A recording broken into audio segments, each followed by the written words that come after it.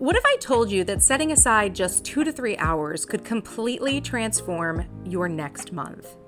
This is your sign to pause and reset, because a little bit of time spent getting organized now is going to save you so much time and stress later. In this video, I'm walking you through my full monthly reset routine, 5 intentional steps that I take before planning a new month to clear my head, reset my space, and set myself up for a calm, focused, and productive month. Each step takes about 30 to 60 minutes, so you can block out a morning or afternoon, grab your planner, and reset with intention. Let's jump in. First, I tackle my email inbox because your brain can't plan clearly when there are hidden tasks and unread messages lurking in your inbox. I like to call this process inbox zero, and here is how I do it. First, I sort my inbox by sender so I can quickly delete all promotional emails and subscriptions that I don't need all at once. Then I create 2 simple folders. One is for in progress and one is for reference. And just a side note, once I have these folders in place, I don't have to remake them every month. I just use them to follow through with my inbox zero method. So from now on, the only emails that you are going to have in your actual inbox are going to be emails that are unread and unactioned, right? Those are allowed to stay in the inbox. Once you've actually read an email and identified the action, right? Whether you have to add that task to a to-do list or you need to reply to someone, then the email gets moved to the in progress folder. Now, emails that are simply FYI or things that you may need to save for later, those can go directly into reference. Don't overthink this process. Keep your folders simple. Just having this structure in place clears mental space and gives you visibility on what actually needs to get done. Step number 2 is I like to tidy my desk and my office. So next, I like to reset my physical space, usually my desk or office. A messy workspace creates mental clutter, so I make tidying it part of my reset. Here's what I do.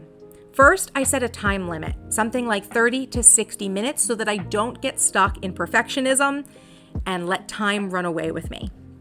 Then, I turn on a cozy YouTube video or a playlist for ambiance in the background.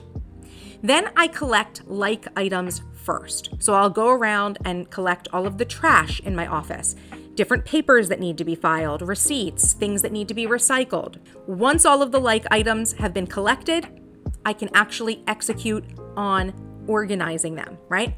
Filing the papers, the receipts, throwing out the trash, doing the recycling.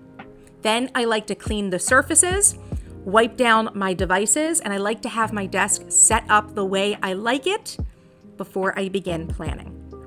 I always like to finish up by vacuuming or disinfecting. So I try to end with a calm, inviting workspace so that I'm ready to plan and get to work on my next workday.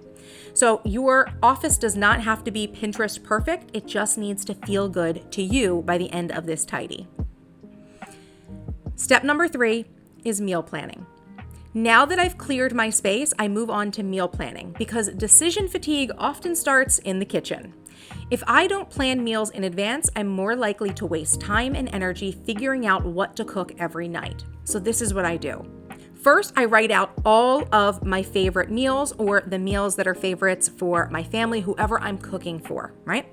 Then I categorize them by type. I identify if they are a breakfast, a lunch, a dinner, or a snack so I can keep them organized together. I like to use themed nights, right, to create variety across the week without having to overthink. So think things like Meatless Monday, Taco Tuesday, or Pasta Night. Finally, what I do is I will assign meals to specific days of the week based on the meals that I have brain dumped out and whatever the themes are if I want to follow the theme. Now, I like to keep 3 to 4 weeks of sample meal plans on hand to help me with this so that I can easily rotate through different meals This saves me so much time. And if you want a shortcut, I also have meal planning inserts available in my shop that will guide you through this process beautifully. And you can even use the code MASTERPLAN2026 to get 25% off of those. Step number 4 is to choose your daily uniform. Next is one of my favorite resets, choosing my daily uniform for the month. This is a formula or template for how I'll dress every day. Think Steve Jobs and his classic black turtleneck and jeans, but whatever your own version is for that. Since we are moving into a new season in this new month, I like to take time to first define a seasonal style template. So for example, for me, it might be sweater and leggings and some cute sneakers for the fall.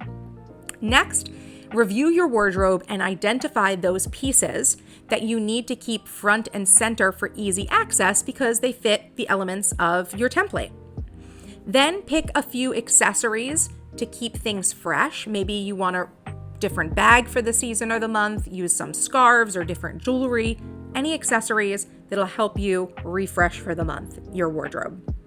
Finally, you're going to store or move non-seasonal items so they don't clutter your wardrobe. I like to either put things in the back of the closet or store them so I don't get confused and I'm always focused on what fits my template right now. And a little bonus for this, I think it's also a great time to identify clothes that you can donate or items that might need to be recycled in your closet. Okay, so as you're going through this, pull some things to donate. Look for some items that can be trashed or recycled or repurposed. Choosing what to wear gets so much easier when you have fewer decisions to make. So this helps me to feel put together without the stress, and I hope it helps you as well. Step number 5 is a brain dump. Finally, I will do a full brain dump before I get started planning. This is where I'll clear out every thought, idea, task, or goal that's been circling in my head. Here's how I do it. First, I do like to set a time limit, usually 30 minutes, because this is something that could take a very long time if I don't put limits on it. Then I put on a relaxing playlist, something maybe instrumental or some lo-fi to help me focus. I like to use the brain dump inserts from the Charmed Life Master Planner, and I keep a brain dump triggers list from the planner handy as well to help me think of ideas that I need to declutter from my brain and onto paper. Then I write everything out. Sometimes I'll even color code by category or use sort of like text symbols to help me identify, different categories or areas of life. And then I will transfer the items to the Eisenhower matrix on the second page of the brain dump. That's going to help me to prioritize what matters by importance and urgency.